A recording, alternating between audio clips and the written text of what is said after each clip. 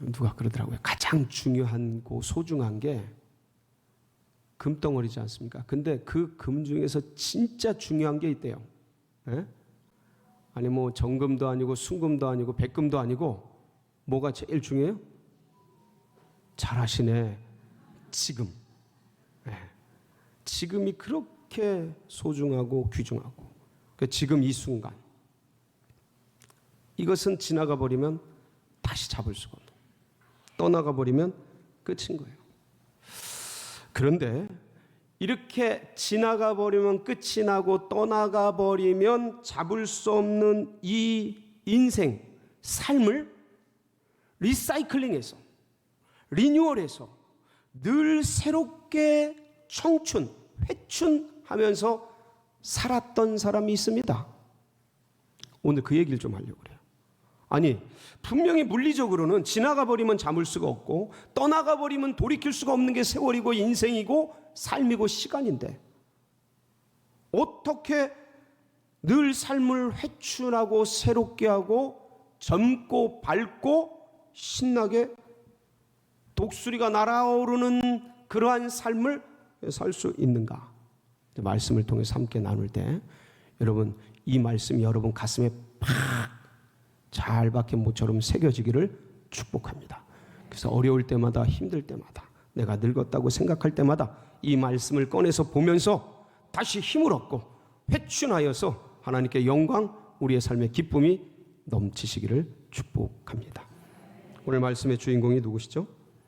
예, 어떻게 아셨어요? 오늘 이 말씀을 기록한 시편 기자는 바로 다윗입니다. 다윗의 이 말씀들을 보고 있노라면 굉장히 밝아요. 되게 신납니다. 그냥 막 독수리같이 날아오르고 막 그냥 막 찬양하고 기뻐하고 송축하고 이런 내용들로 다 기록되어 있습니다.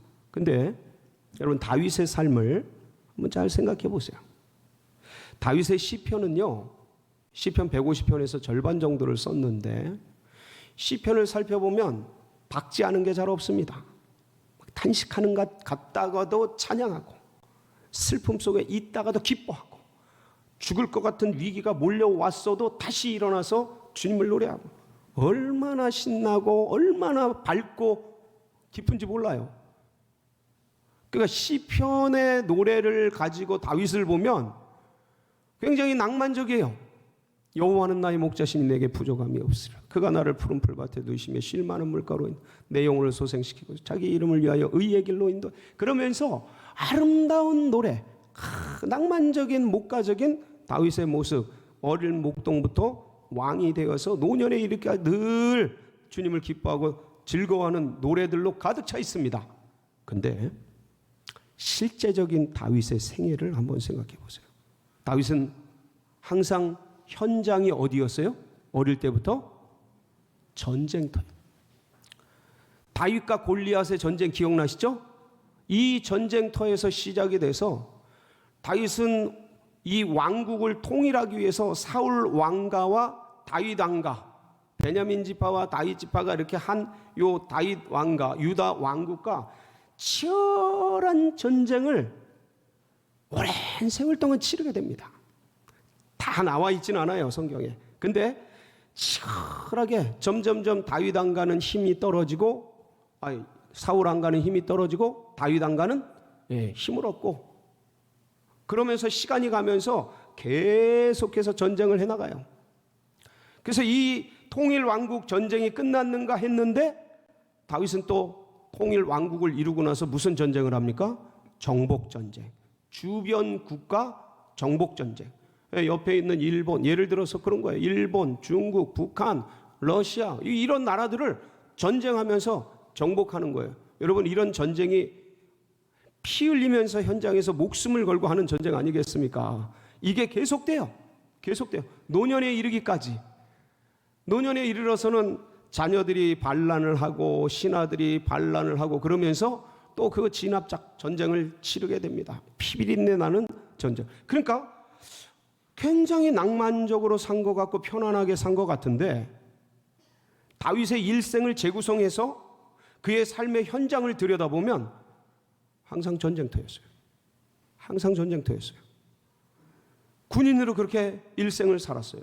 그리고 궁전에 들어가서는 수많은 궁중의 그 시기와 질투와 정적의 견제와 여러 가지 그 궁중 내에서, 왕국 내에서 벌어지는 치열한 알력 다툼과 권모술수, 여기에 배신을 당하고 여기서 힘들어지고 쫓겨나고, 심지어 누구에게까지 쫓기죠? 장인에게. 장인이 왕이에요. 장인에게까지 쫓겨서 어린 시절부터 십수년을 군부에, 군대에, 조직적인 국가에 쫓기면서 그렇게 삶을 살아갑니다. 그래서 망명도 하고, 심지어는 거기 망명했다가 그 망명 그 한 나라 블레셋이죠. 거기서 이 다윗을 죽여야 된다고 막 그러는 통에 미친 짓도 하죠. 근데 다윗이 연기력이 굉장히 좋았던 것 같아요. 에? 얼마나 미친 짓을 잘했으면 왕이, 야, 우리나라에 미친놈이 없어서 이런 사람을 데려왔냐고, 빨리 보내버려라. 그러면서 탈출을 하죠. 그 위기에 목숨이 경각간에 달린 그런 순간에 그걸 빠져나와가지고 그 노래를 하는데, 신나는 노래를 합니다. 이렇게 늘 다윗은 죽음의 위기, 그리고 힘들고 어려운 삶의 공공한 처지에 늘 살았습니다. 그리고 병이 한두 번 들었던 게 아니에요. 제가 시편을 한번 쭉 봤어요. 일부러. 병 치유해달라는 다윗의 기도가 계속됩니다. 저는 참 이번에 새롭게 알았는데, 그러니까 주님, 저를 오늘 살려주시지 않으면 제가 오늘 스올에 떨어지겠나이다. 오늘 죽는다는 거예요. 주님, 제 뼈가 녹고 살이 떨리고, 그런 진짜 위기에 속한 병들, 어려움들, 고난들, 힘든 일들, 괴로운 일들, 처절하게 어릴 때부터 늙어 나이 들어 노년에 이르기까지 다윗의 일생은 늘 죽음의 위기와 고난의 어려움들, 병들, 힘든 것, 수많은 괴로운 일상이었다는 거예요. 신하의 압박들, 자녀들의 고통, 막 밀어닥치는 그런 어려움들, 이런 게 쓰디쓴 인생의 어려움들이 출렁출렁 계속됐던 거예요. 계속됐던 거예요. 끊임없이, 마치 밀려오는 파도처럼. 근데 시를 보면 너무 아름다워요. 너무 신나. 여호와를 송축하라, 여호와를 찬양하라, 내 속에 있는 것들아 다 주님을 노래하라. 아유, 얼마나 이 목가적이고 낭만적이고 신이 나고 즐겁고 해피한지, 이게 어떻게 이럴 수 있냐 이거예요.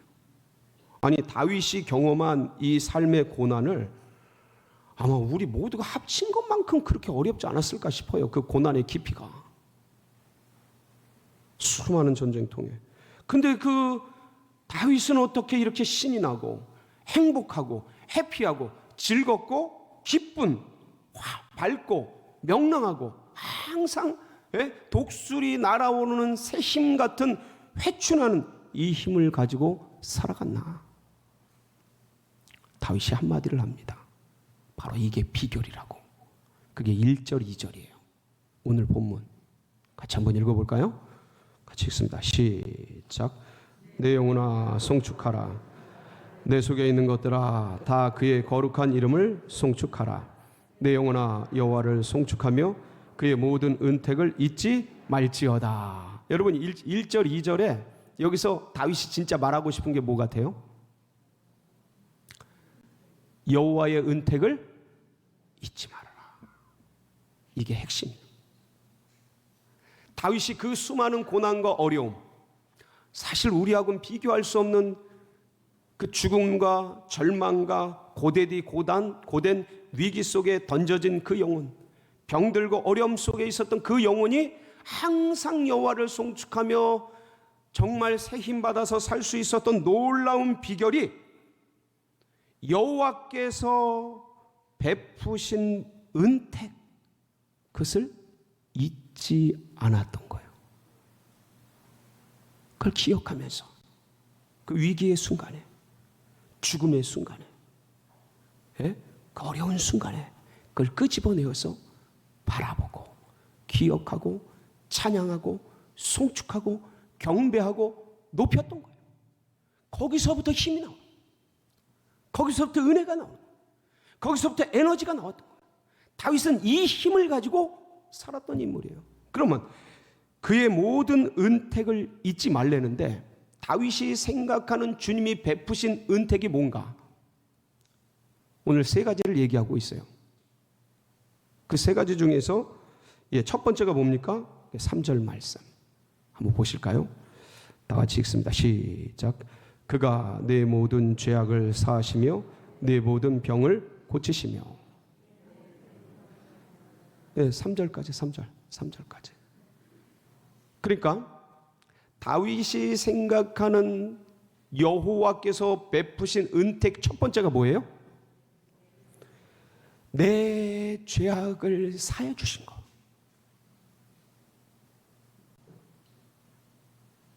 다윗은 사실 그렇게 죄를 많이 짓지는 않은 사람이에요.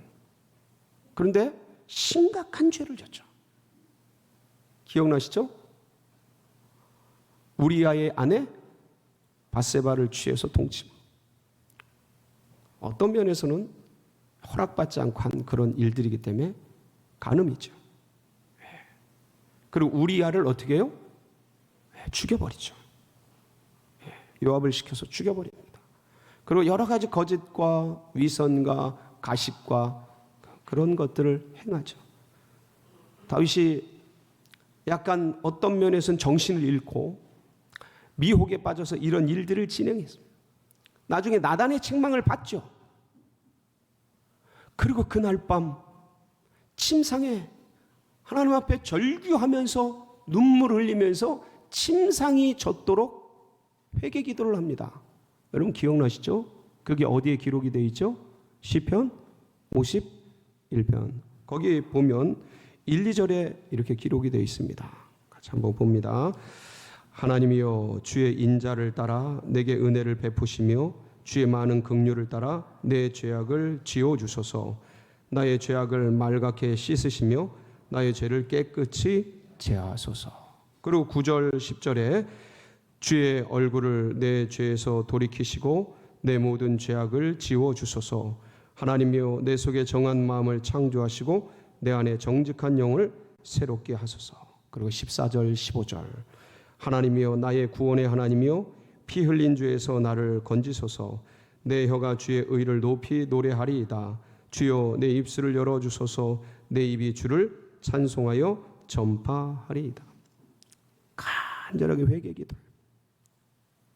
주님께서 이 죄를 어떻게 해주셔요? 용서해 주셔요. 씻어 주셔요. 그리고 노년에 자신의 왕국이 번성하고 위대하게 되니까 너무 신이 나서 인구조사를 해요.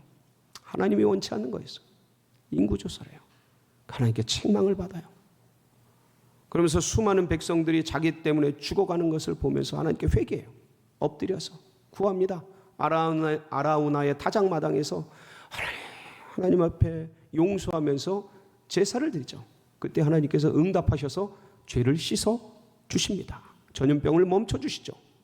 거기서 하나님의 은혜를 깨닫고 그 아라우나의 타작마당을 성전 자리로 삼죠.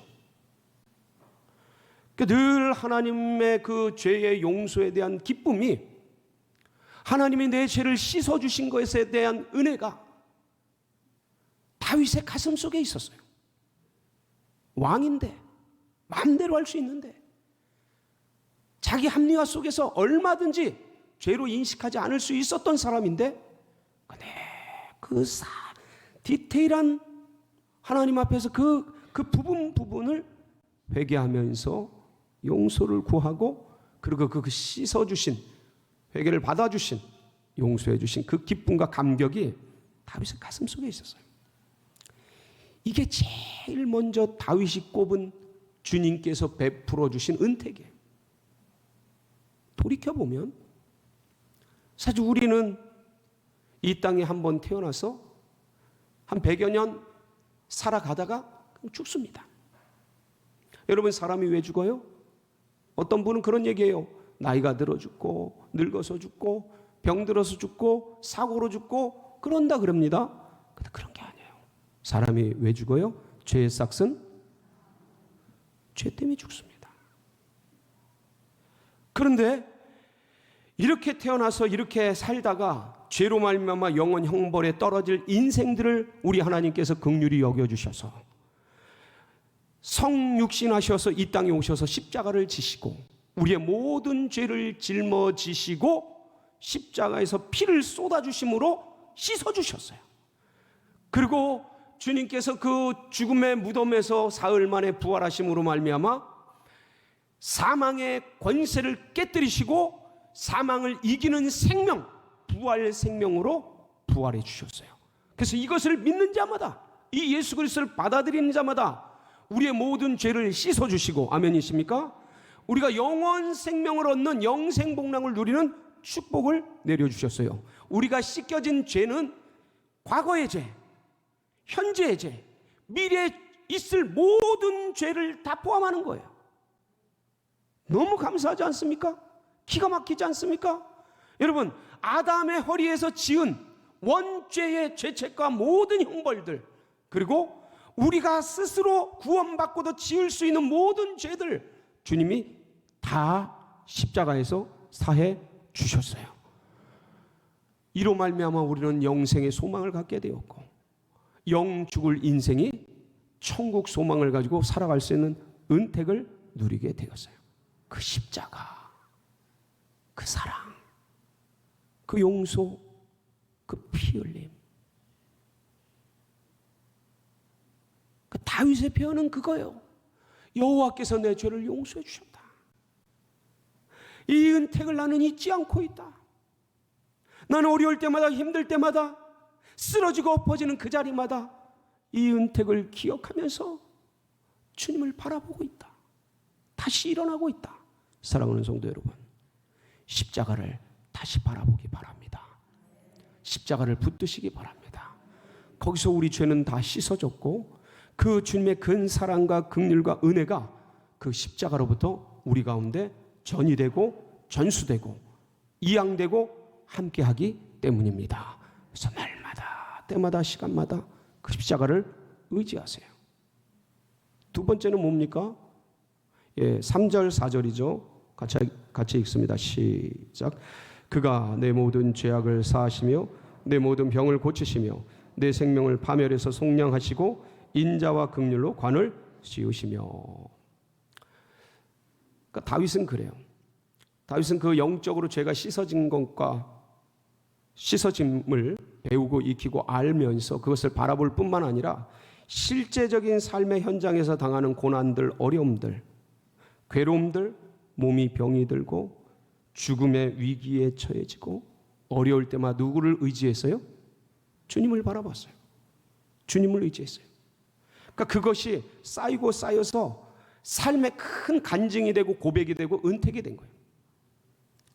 그러니까 지금 다시 당하는 어려움 속에서 지금까지 나를 구해주시고 그 처절한 전쟁터의 위기 속에서 죽음의 그 권세 속에서 나를 이끌어 주시고 바위가 되시고 피할 언덕이 되시고 함께해 주신 그 주님의 은혜를 늘 생각하면서 현재적인 육체적인 질병이 걸려서 죽을 위기에 던져질 때도 주님을 바라보면서 이겨내고 하루하루 살아갔던 것이죠. 사랑하는 성도 여러분, 우리 믿음의 백성들이요, 죄를 씻어주고 영생복락의 은혜를 받았다 해도 우리의 삶의 고난은 매일매일 다시 찾아옵니다. 삶의 수많은 인생의 문제들은 여지없이, 예외 없이 모든 사람에게 다시 찾아와요. 여러분, 그때 잊지 마세요. 지난날의 삶을 돌아보면서 하나님이 이거보다 더 큰 고난 속에서 나를 지켜주신 그 은혜를, 더 어려웠던 시절 굽이 쳤던 수많은 괴로운 골짜기마다 우리 하나님께서 붙들어서 지켜주시고 보호해주시고 여기까지 함께 하신 그 은혜와 은택을 잊지 말라라는 거예요. 다윗은 지금 그걸 기억하면서 이겨가고 있다는 거죠. 사랑하는 성도 여러분, 하나님은 우리를 죄를 씻어주고 영혼을 구원시켜주시고 그냥 던져놓지 않으셨어요.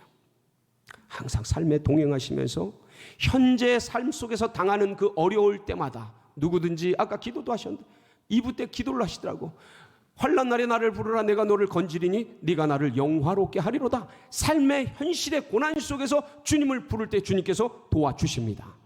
그걸 잊지 마세요. 그걸 기억하세요. 그것을 항상 하나님 생각하면서 가슴속에 탁 받은 은혜, 받은 은택을 기억하고 쌓고 할 때에 이것이 우리의 삶의 힘이 되는 것입니다. 끝으로 세 번째 4절 5절인데 같이 한번 읽습니다. 시작. 내 생명을 파멸해서 속량하시고 그 인자와 긍휼로 관을 씌우시며 좋은 것으로 내 소원을 만족하게 하사 내 청춘을 독수리같이 새롭게 하시는도다. 아멘. 그 4절 중반부터 있지요. 인자와 긍휼로 관을 씌우시며 좋은 것으로 내 소원을 만족하게 하사. 뭐로 관을 씌우셨어요? 인자와 긍휼로. 그리고 좋은 것으로 우리 영혼을 만족하게 하셔.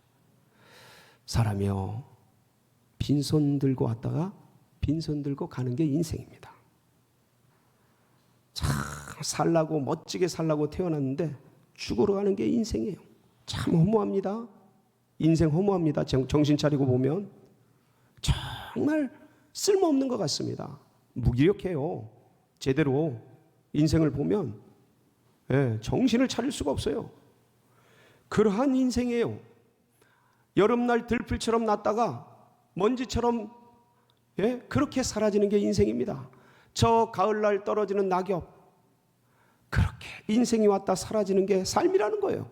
그런데 이렇게 사라져버리고 이렇게 없어질 인생에게 우리 주님께서 무슨 관을 씌워주셨어요?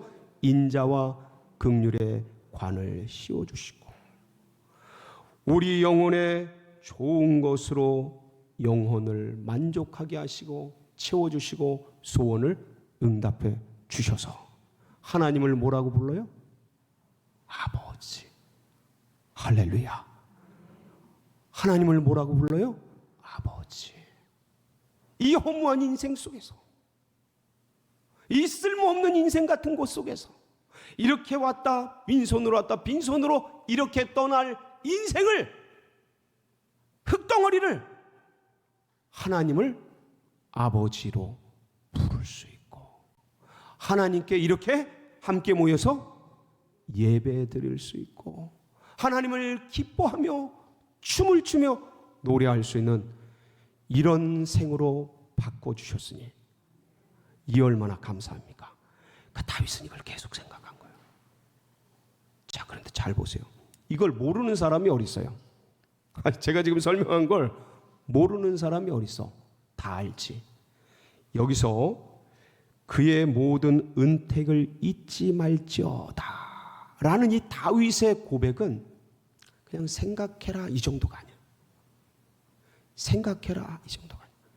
송축하며 노래하며 기뻐하며 주님을 찬양하라는 거예요. 여러분, 사람이 찬양하고 기뻐하고 웃고 할 때 뭐가 나와요? 사람 몸속에서 뭐가 나온다고요? 이야, 잘하시네. 엔돌핀이 나와요. 엔돌핀. 그래서 제가 찾아봤어요. 엔돌핀이 뭔가 몸속에 있는 항암제, 몸속에 있는 진통제예요. 근데 이게 몸에서 나오는데 아까 찬양하고 기뻐하고 노래할 때 나와요. 근데 이게 몰핀보다, 몰핀 알죠? 뭐 어디 부상당해서 지금 전쟁하고 있는데 전쟁통에 막 고통을 잊기 위해서 팍 찌르는 그 몰핀 있잖아요. 아니면 수술할 때 좀 그런 걸 잊게 하기 위해서 진통제 놔주는 몰핀. 이 몰핀보다 엔돌핀이 최소 200, 같은 양이면 200배에서 800배 세답니다. 그러니까 진짜 이 엔돌핀은 우리 몸 안에서 주님께서 자생적으로 나오게 하는 신비한 진통제가 엔돌핀이에요. 그러니까 많이 웃으세요. 많이 찬양하세요. 많이 노래하세요. 그러니까 그의 모든 은택을 잊지 말지어다 라는 것은 그냥 기억만 하고 주님이 우리를 구원해 주셨지 이렇게 생각만 하라는 게 아니고 찬양하고 기뻐하라는 거예요. 아멘이시죠? 그때 우리 안에서 엔돌핀이 나와요. 여기서 한 걸음 더 나가서 이 그의 모든 은택을 잊지 말지어다라는 이 말씀 속에는 뭐가 있냐면 깊이 묵상하면서 감동해라. 뭐 하라고요? 감동하고 감격하라는 거예요. 주님이 내 모든 죄를 씻어주셨다니, 영 죽을 죄인인데 십자가의 그 은혜로, 그 사랑으로 나를 용서해 주셨다니 감동하라는 거예요. 그럼 감동하면 몸 안에서 엔돌핀보다 4,000배, 몇 배요? 4,000배 센 다이돌핀이 분출한다는 거예요. 저 이거 전에도 알았거든요. 이거 완전히 새롭게 들리는 거예요. 하나님께서 우리 인생들에게 회춘할 수 있는 모든 걸 우리 몸 안에 놓으셨구나. 할렐루야. 그러니까 주님의 은혜를, 주님의 은택을 기억하면서 뭐 하면? 감동받으면, 왜 은혜 받는다 그러잖아요. 은혜 받는다. 뭐 진리를 깨닫고 어떤 것에 감동받고, 그럼 은혜 받잖아요. 그 은혜 받을 때, 감동할 때, 감격할 때 우리 몸 안에서 뭐가 나온다고요? 다이돌핀이 나오는데 이게 엔돌핀의 4,000배야. 놀랍죠? 기가 막힌 거예요. 이게 쏟아져 나오면서 우리의 모든 이 물리적인 연약해진 이것들을 회춘시키는 거예요. 그러니까 여러분, 힘들고 어렵고 괴롭고 어두울 때 누굴 바라보라? 예수 그리스도를 바라봐라. 그러면서 감동해라. 나를 씻어주시고 용서해주시고 내게 힘을 주시는 그 주님을 바라보면서 뭐 해라? 송축하고 노래하고 마지막에 감격. 할렐루야. 감동. 그때 막 뭔가 이렇게 뒤통수가 이렇게 찌릿하고 몸에서 전율이 흐르고, 여러분 이거 많이 하세요.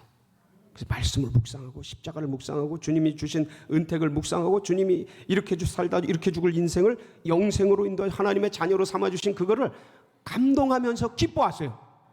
내 안에서 주님이 자생적으로 다이돌핀 일어나게 하시고, 그 다음에 우리 영이 살아나서 우리의 영과 혼과 육이 독수리같이 회춘하고 회복되는 줄 믿으시기 바랍니다. 그래서 이걸 붙들고 늘 날마다 심하다 예수 그리스도 바라보며 승리하는 놀라운 역사가 있길 주의 이름으로 축복합니다.